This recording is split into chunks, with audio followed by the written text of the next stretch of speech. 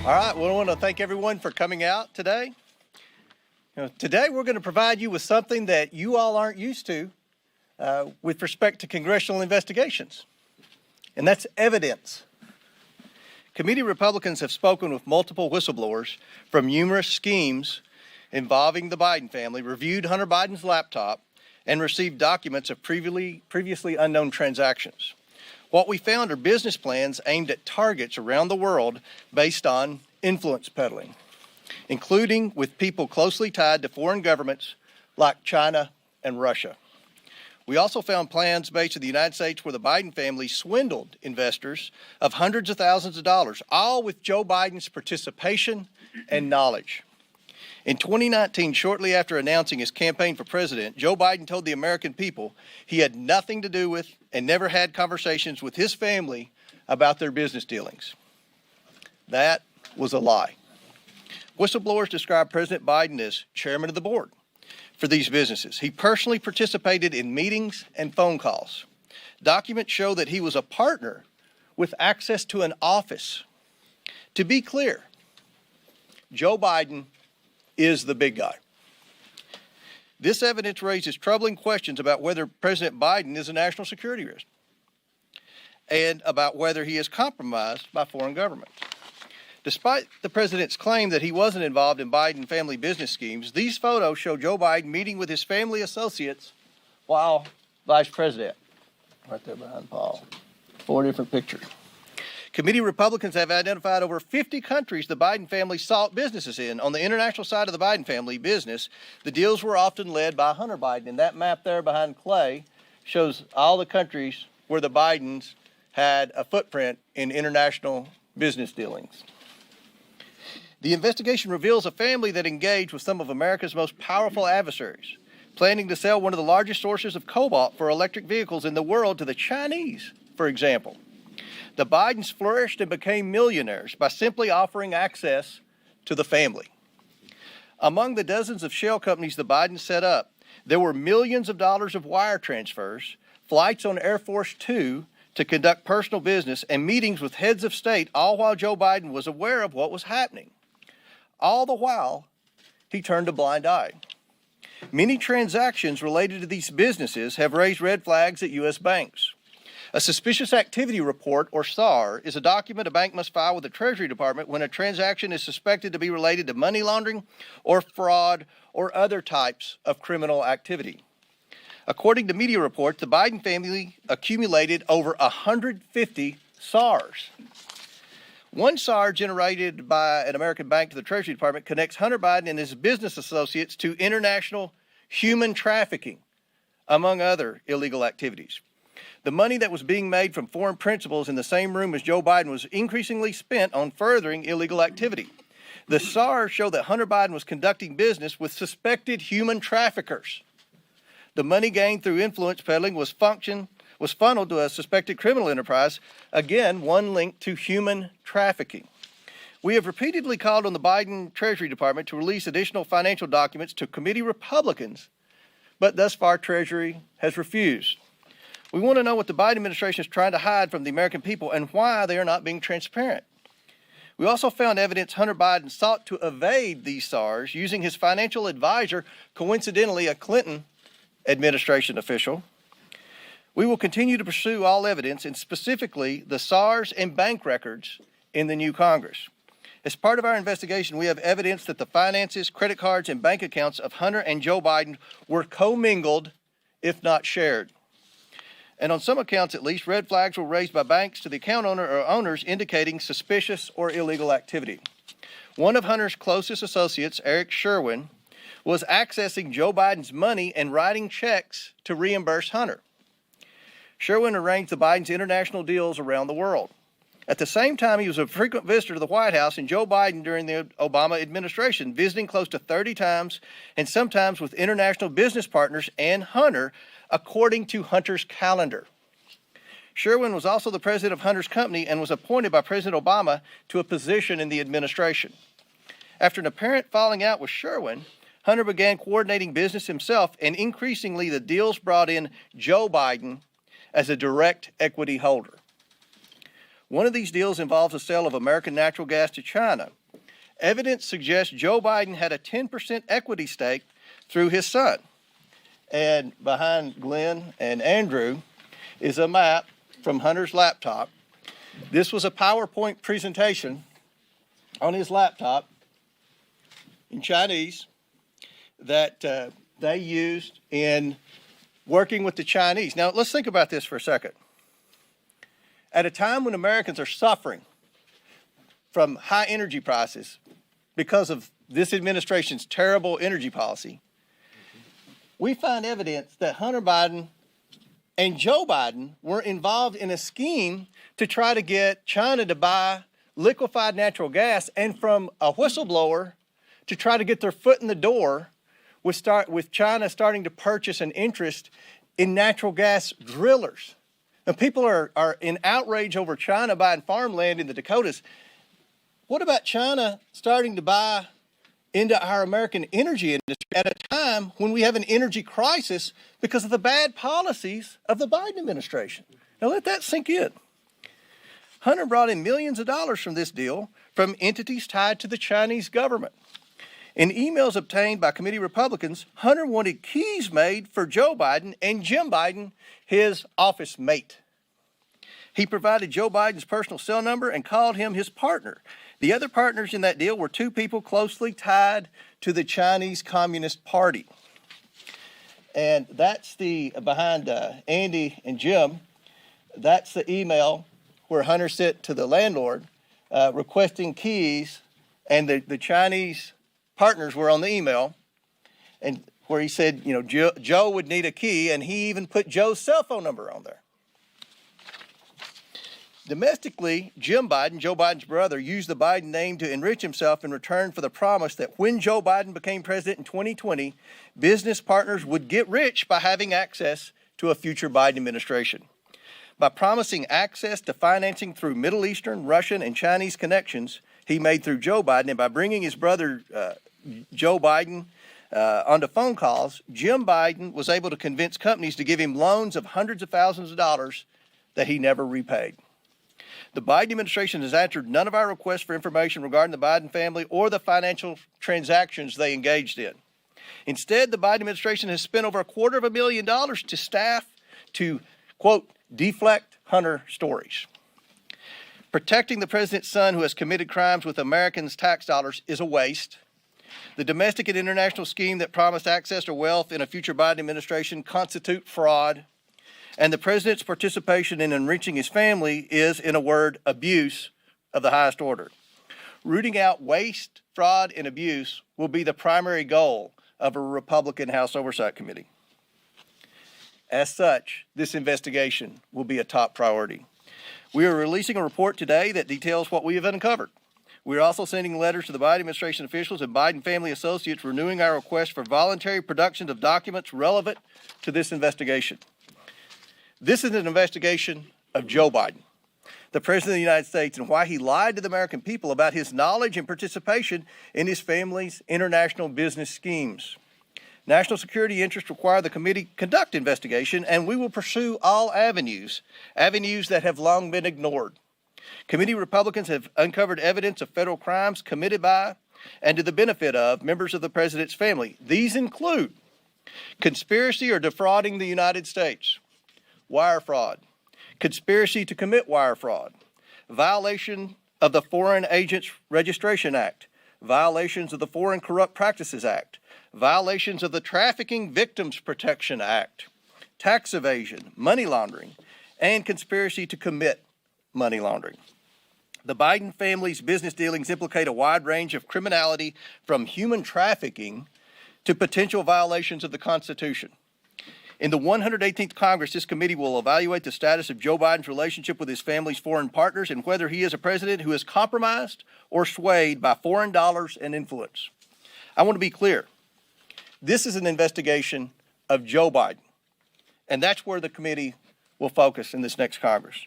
I now turn it over to Oversight Member and the next Chairman of the Judiciary Committee, Jim Jordan. Thank you, Jamie. So I would just start with this question. What part of Mr. Comer's presentation was Russian disinformation? I mean, never forget what happened on October 19th, 2020, 15 days before the most important election we have in our country. Who's going to be the next president of the United States? 15 days before that, Mr. Brennan, Mr. Clapper, and 49 other people signed a letter that said the following. It is for these reasons that we write to say that the arrival on the U.S. political scene of emails purportedly belonging to Vice President Biden's son, Hunter, has all the classic earmarks of a Russian information operation. They further went on to say, we want to emphasize that we do not know if the emails provided to the New York Post are genuine or not, just that our experience makes us deeply suspicious that the Russian government played a significant role in this case. And of course, that letter became the pretext for suppressing this story, again, just days before the most important election we have in our country. So I would ask this, was J.P. Morgan's suspicious activity report to the Treasury Department, was that just a classic earmark of a Russian information operation? How about when Hunter Biden sent the email that Mr. Comer pointed to, sent the email asking for keys to his new office space, one for himself, one for President Biden, one for his uncle Jim Biden, and one for the emissary for the chairman of the Chinese energy company CFCC. Was that just Russian disinformation operation in place? What part of Mr. Comer's presentation prompted the FBI to go to Facebook and say, hey, you want to be on the lookout for Russian misinformation here this election season? What part of his presentation would prompt that? And I think it's also important to understand, never forget how this story has changed. I mean, think about this. When it started off, it was, no, it's not his laptop. It's not his laptop. Then it was, well, it's his laptop, but remember, it's Russian disinformation and no one did anything wrong. Then it was, well, maybe he did something wrong, but President Biden didn't know about it. And now it's, well, maybe President Biden knew about it and was involved, but it didn't influence his decisions. In fact, yesterday, there was a story in Politico which said that. The story in Politico yesterday, investigating the investigators, dim strategists to launch counterpunch to House GOP. Story in Politico yesterday, here's what I said in there. Quote, no evidence has publicly emerged that Joe Biden's decisions were affected by his son's business dealings. Wow, we've went from it wasn't his laptop and it was Russian disinformation to, oh, whatever was in there didn't affect the president's business dealings, even though he was involved, even though the laptop was real, even though it wasn't disinformation. That's how far we've come. So I think there are all kinds of questions that need to be answered, and we're determined to get there. Here's some of them that I have. Did the FBI brief Twitter as well? We know they briefed Facebook. We know that had an impact on the election. There's been surveys done where thousands and thousands of voters across this country said it might have impacted their decision in the election in 2020. Did the FBI brief any of the 51 former intelligence officials who signed that letter? Again, that letter that became the pretext for suppressing this story. Who did the briefings? Who briefed Facebook? Here's a name that I think is interesting. Timothy Thibault. So Mr. Thibault, now remember, we just did a report 2 weeks ago, Judiciary Committee, a report that talked about the political influence and the political shenanigans going on in our Justice Department based on 14 FBI agents who've come talk to our office as whistleblowers.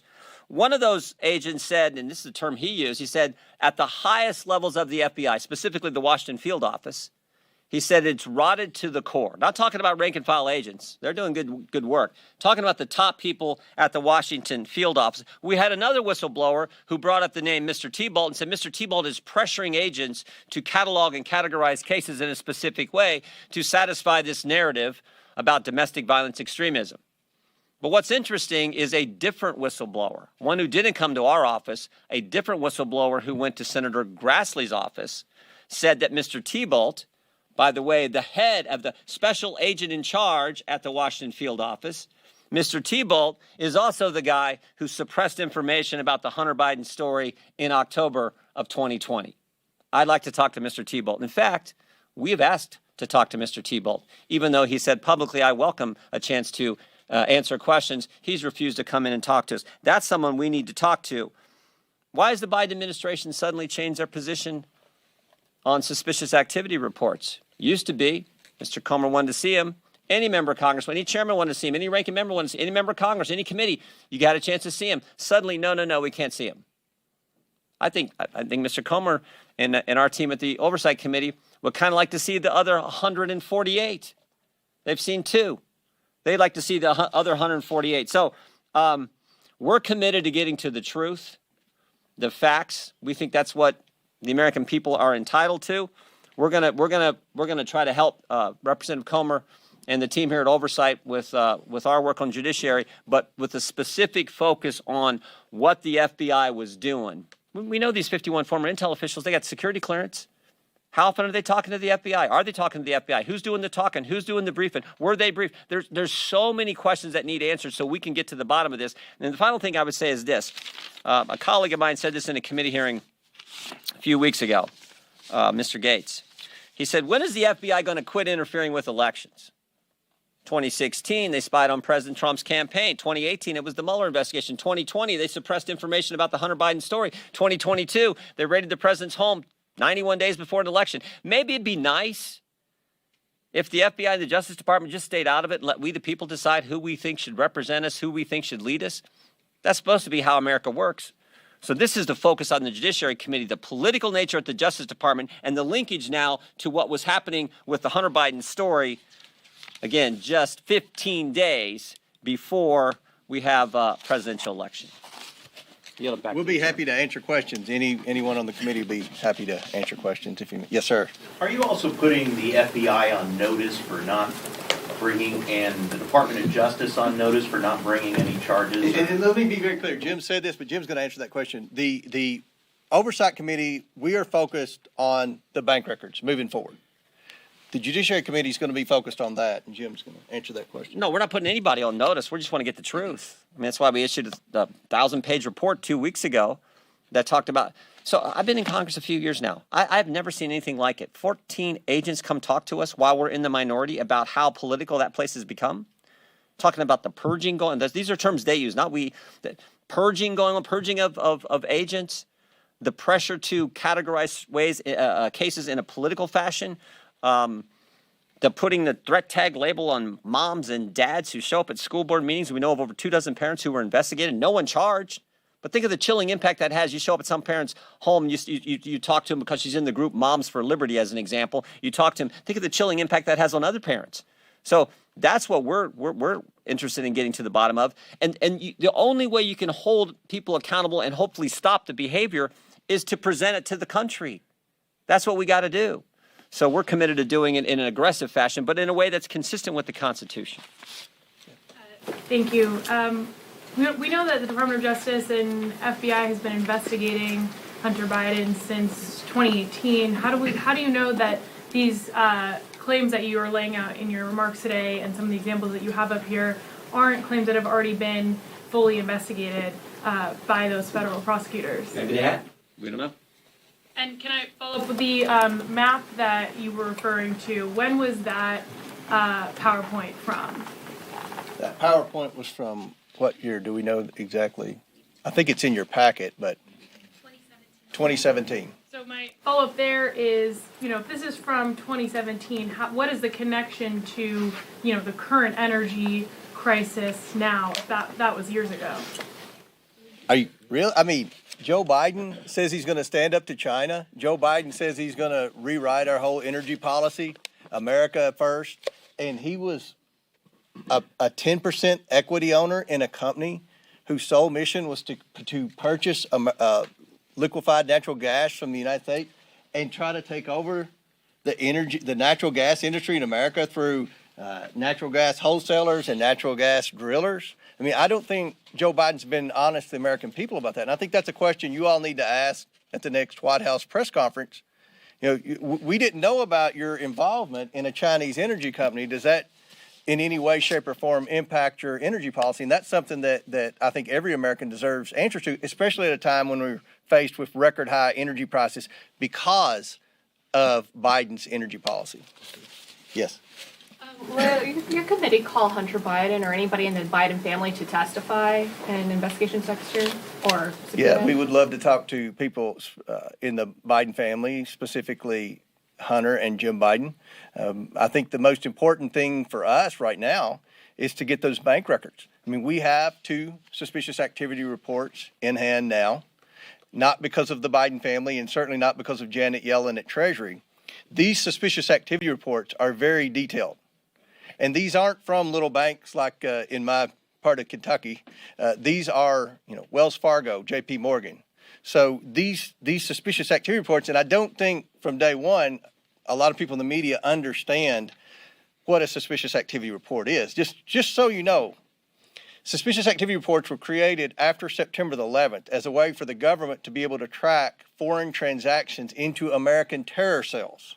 Over time, it's expanded to include things like money laundering and other types of criminal activity. Because when in September 11th, remember, the banks knew that these terrorists were getting wire transfers from Saudi Arabia, but the FBI and the federal authorities didn't.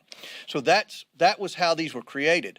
Under President Bush, under President Obama, and under President Trump, any committee in Congress could have access to those suspicious activity reports. But when Joe Biden became president, he changed the rules. Now, does anyone here doubt my suspicion that he changed the rules because his son and possibly himself had 150 suspicious activity reports? Are we the only ones that find that odd that Joe Biden would change the rules when he became president? In fact, Maxine Waters had legislation to change the rules back. She didn't know why he changed the rules. And she had a bill, and part of the language in the bill was to override that rule and give Congress the access to those suspicious activity reports again. I actually voted for Maxine Waters' bill because that was in there, and I don't vote for a lot of Maxine Waters bills. So, yes. Thanks, Congressman, for doing this. A question for both of you. I'm wondering if you might be able to confirm that your committees will be investigating Speaker Pelosi and the Department of Justice for their treatment of defendants jailed in connection with January 6th, a promise that potentially Speaker McCarthy made to the House Freedom Caucus earlier this week. He's the Department of Justice guy. We're focused on, you saw our report, well, maybe you didn't. I hope if you didn't, you take time to read it.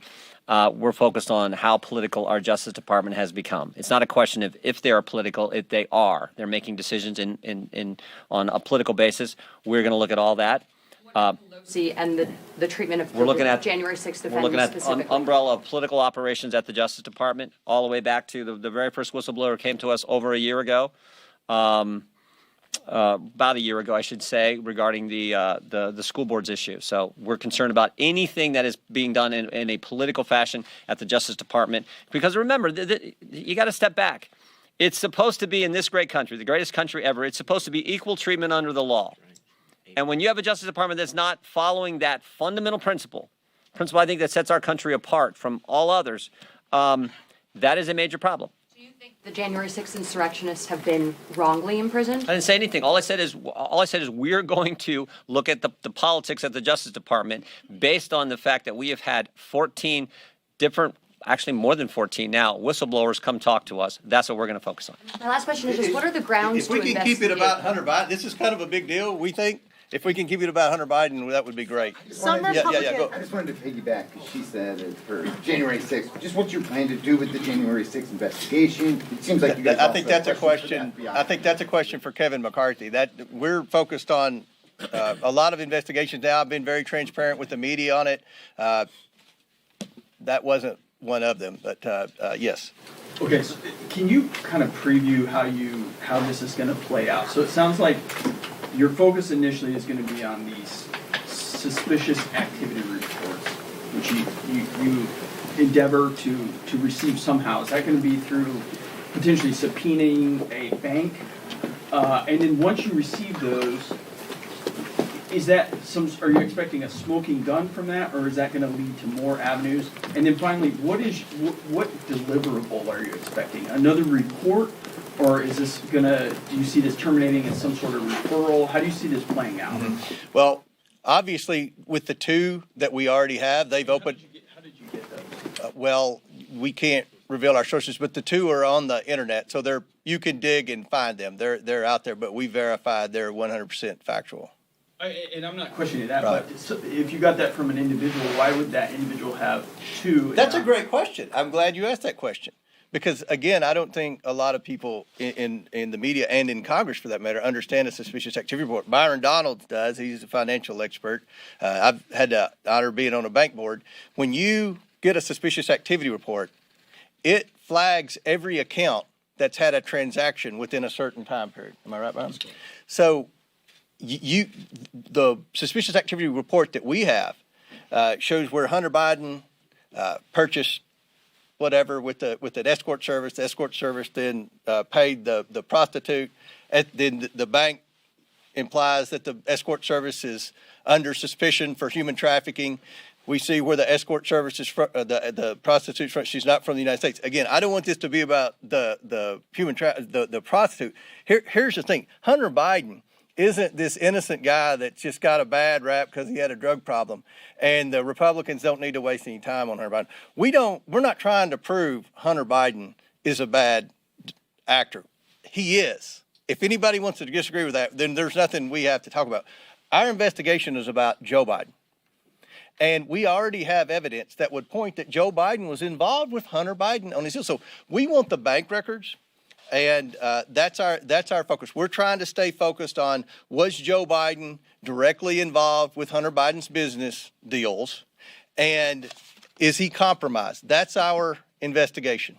And so if you found that through the reports, what would be your deliverable? Another report, or would you refer those charges, or do you foresee this resulting in some sort of impeachment? We will issue a report.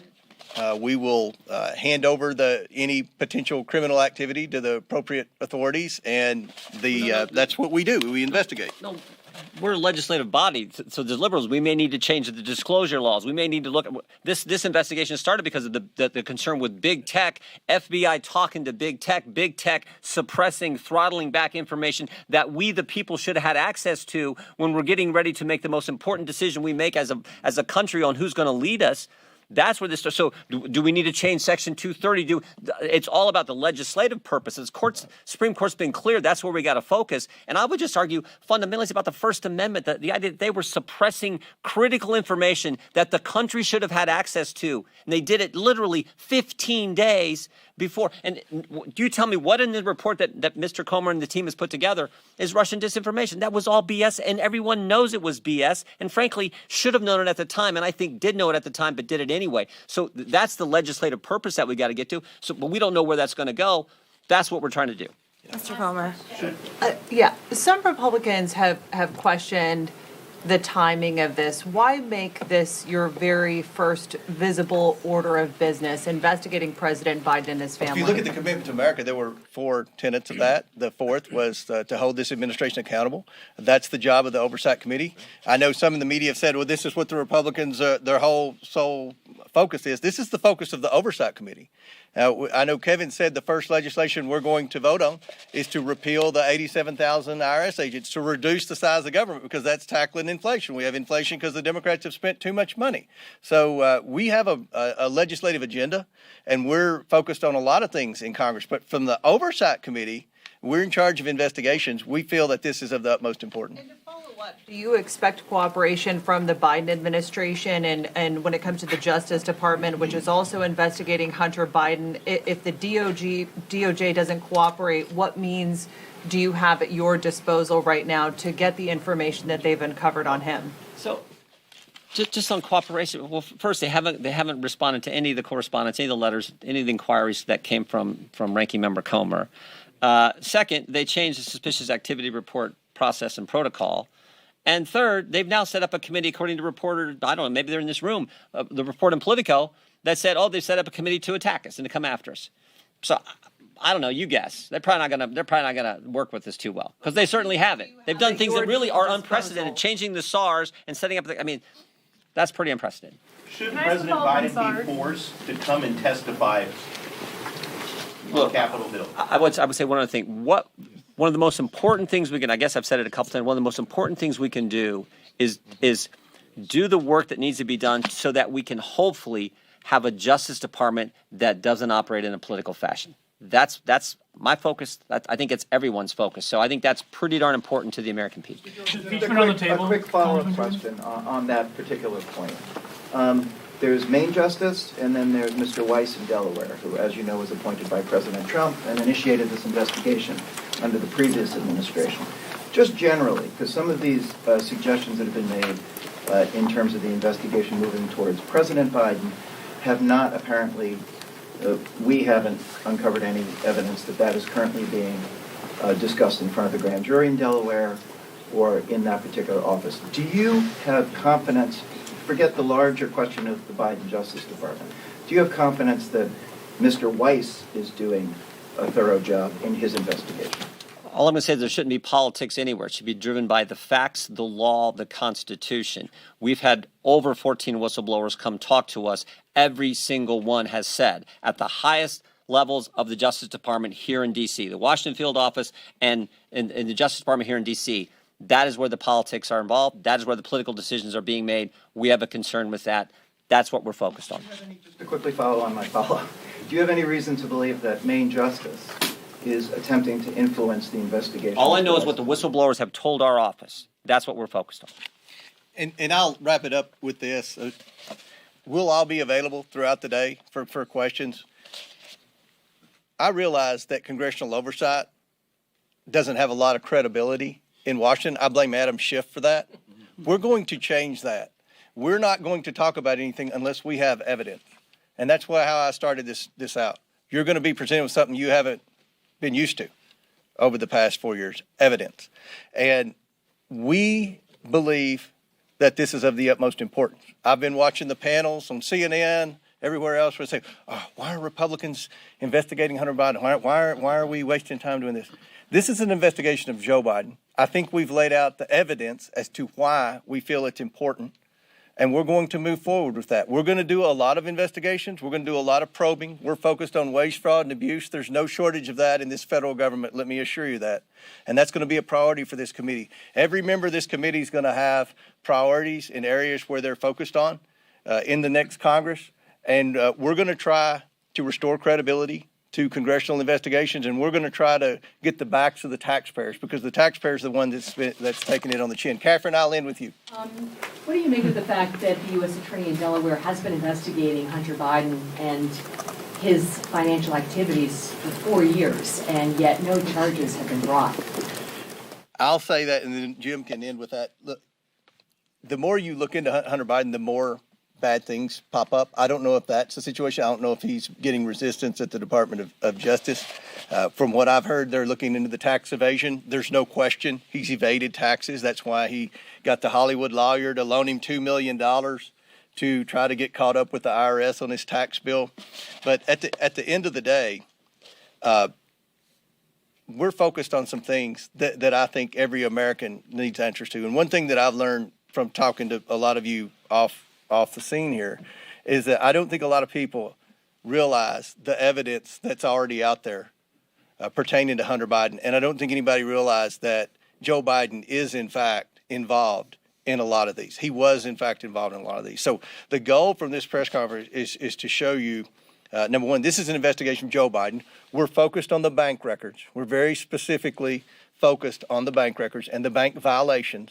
And remember, Congress used to have access to the bank violations until Joe Biden changed the rules, which that in itself should be a front page story above the fold. I'm not telling you what to do, but that's pretty odd that he would change the rules to do that. And we laid out why we think it's important. So Jim can follow up. Let's go. I'm good. All right. Thank you.